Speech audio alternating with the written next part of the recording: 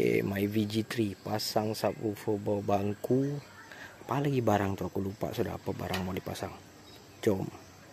Okay, inilah barang dia yang kita mau pasang. Twitter, subwoofer bawah bangku, masuk PG my VG3, tapi dia pakai radio standard, jadi terpaksa kau pakai RCA high low baru bunyi ni benda.